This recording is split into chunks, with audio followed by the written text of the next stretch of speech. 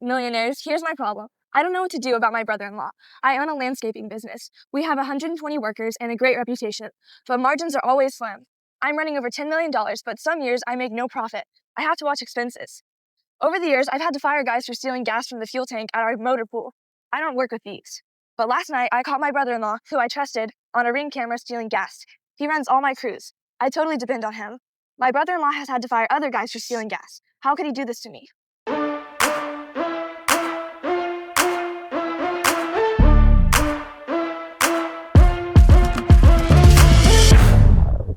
I'm running over $10 million, but some years I make no profit.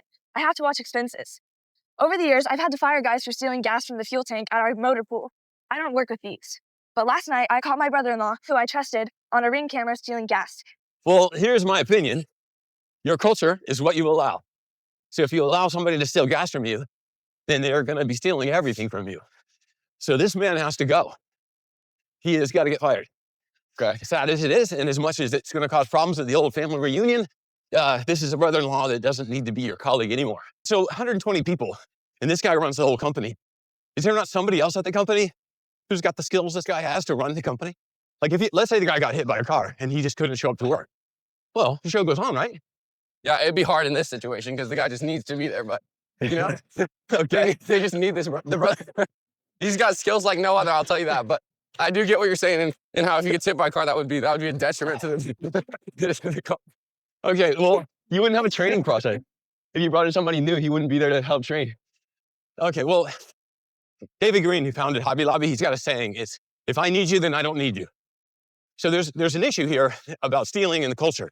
But there's another one is, if you really can't live without the guy, then this is going to be a big opportunity to plus up for the whole organization. Because if this guy has kept all the decisions for himself, and he's got all the authority and all the training, and he's the only one that knows what's going on, him being gone is going to make the whole organization much stronger. Because that stuff's all going to get done. People are going to figure it all out, but they're going to have to do it without him.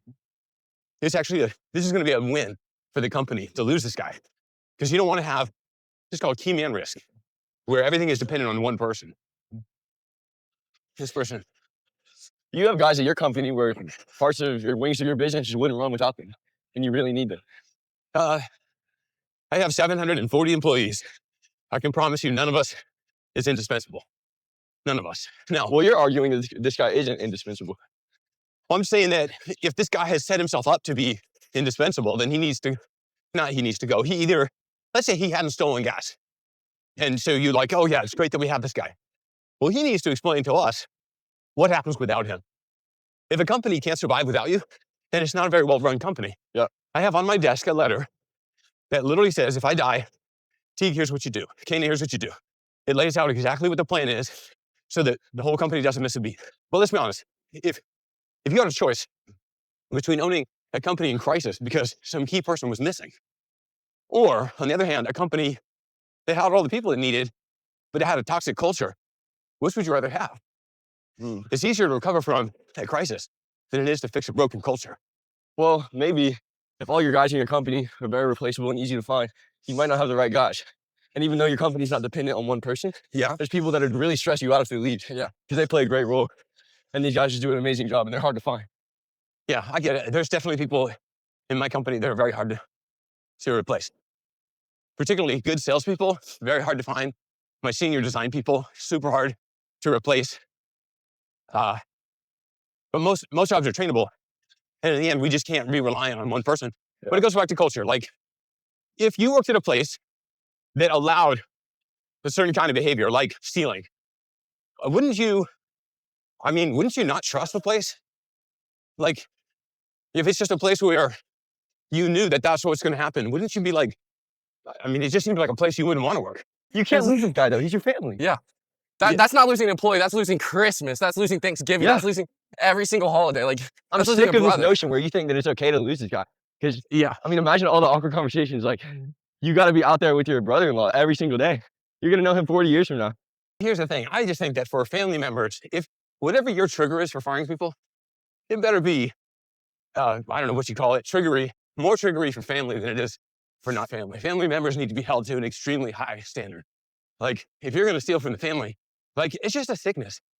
Like, I don't think, like, if you said, let's say you caught someone doing drugs on the job, right? They're addicted to something, and you yell at them and say, don't you ever do that again. Do you think that's going to cure their addiction? Like, I just think that people who steal aren't like, it's like a compulsion thing. They don't have options. They're just like, oh, look at this. This has been left out for me. I'm just going to have to take it. No. And I just don't think that you having some kind of stern talk with them is going to solve the problem. Well, we just don't know enough about the situation. I mean, we've never like had a I mean, who problem knows? with stealing. Maybe the brother-in-law who owns the company is part of a cartel. They got a bullet to his head. He's framing him. We don't know this stuff. Like, Yeah, like there we've must heard be lots of extenuating. we've I think heard the this- puffy explanation is the best one. Can we say this? If we fired the guy, does that not set the tone for everybody? That we're just going to be honest here. We're not going to be stealing. We're not stealing from customers. We're not stealing from the company. When we say, listen, we just zero, these got to go. Who are you going to hire short When- notice that you know is going to be honest to lead 120 guys on the job site? Well, I think this guy probably has gotten a little bit lazy if his brother-in-law's been running this whole thing. I think he's been playing a lot of golf. I think he's been hanging out. And I think he's going to need to go out there and do some work. Until he figures out who his new leader's going to be, he's going to have to get back to it. He I have a did question. start a 120-person landscaping company. He's qualified. He ought to be able to run it. when Yeah. you fire someone in a business, like someone say like this guy who's higher up, does everyone in the business figure out why you fired him? Like, do you let them know? You can't in this case because unless he's convicted of stealing, like in a court of law, telling everybody he stole from you is defamation. And you could say there were allegations or whatever, but you can't really, everybody will know. But you don't want to make a public statement about it. So then what if people don't figure out that he got fired for stealing gas? And Yes. now they think they're working for this crazy lunatic who's just firing his family members for doing nothing. Yeah. No danger of that at all. But if you did call a meeting and said, hey, Chuck's not here anymore. He got fired yesterday. Now let's talk about the gas pump.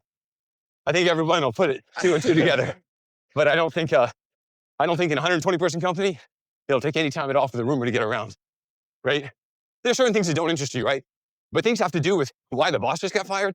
That's going to be pretty juicy. Nobody's not going to be talking about that. This guy, the worst thing you could do for him is say, hey, you know what? You've been stealing from me. I don't even know how much you've been stealing from me, but it's cool because you're my brother-in-law.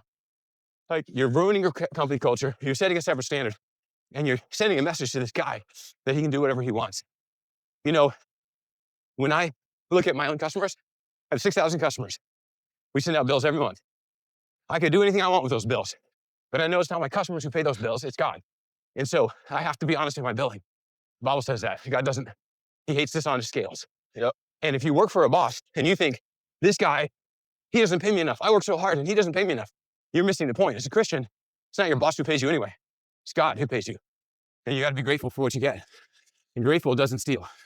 And so I think it's just going to be good for this guy to just have to go home to his wife and say, honey, you know I've been stealing gas.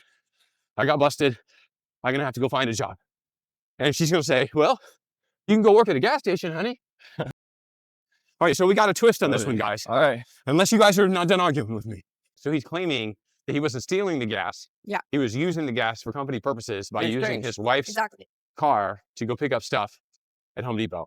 Does that Okay. change your opinion? I'm saying that he should be fired for theft and the culture needs to be protected. These guys all along have been saying this guy is just a misunderstood little boy that never got puppies when he wanted it for Christmas and Yeah. he needs to be allowed to steal all he wants to. Do you think that this guy is telling the truth about this whole, I had to put gas in my wife's car to go get supplies at Home Depot? Do you believe that's true? Oh yeah. Yeah. Yeah, definitely.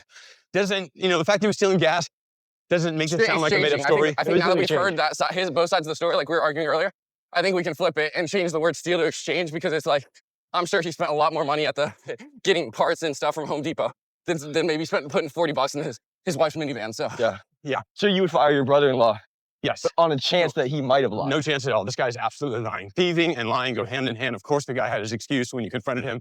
What kind of dumb thing it is to believe that this guy needed to put gas in his... How far is the Home Depot? That his wife's car, you need to drive it all the way to the motor pool, steal gas so that you can make it to Home Depot. Like there's a Home Depot 4 miles from everyone in America. They don't need a tank of gas to go do that. What a liar. And knowing that we've had this issue with gas being stolen, for him to be like, it would have been easy to just drop a text. Hey, bro, I just need to gas up my wife's car real quick because I've been running to Home Depot a bunch in her minivan. And so, hey, if you see me at the pump, I'm not stealing. Like, give him the heads up. But Well, I no, mean, he slips in there. What's the difference there between stopping at a gas station and texting you or just going to fill it up right there and go to Home Depot? Maybe Because he was on a low tank and he couldn't make it there. his wife happens to have her minivan at the motor pool, is low on fuel. She's close enough to the motor pool to fill up there, but not close enough to a gas station. How far are you, anywhere in America, how far are you from a gas station where you can just fill up your minivan? And you know, if it's gonna be like that, like how many miles? Let's say it's a 10-mile round trip. It's a half a gallon of gas.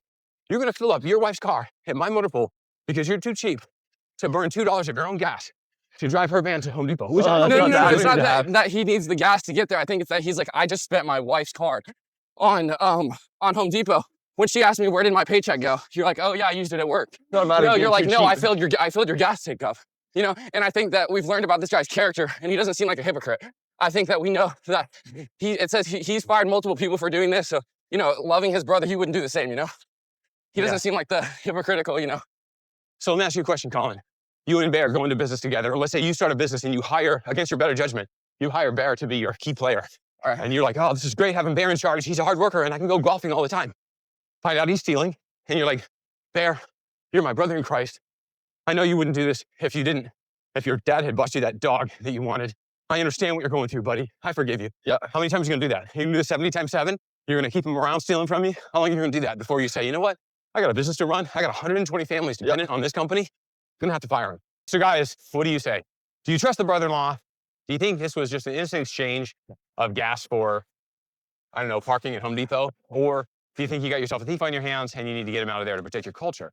If this has happened to you, don't give any names, but put your information in the comments below. We'd love to talk with you about it.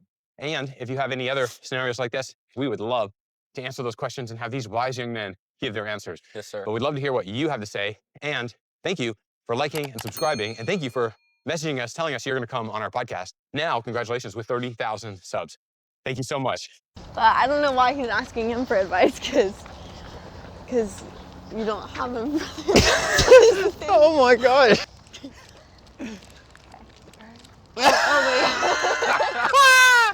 Oh my God. Is it okay to tell a joke now?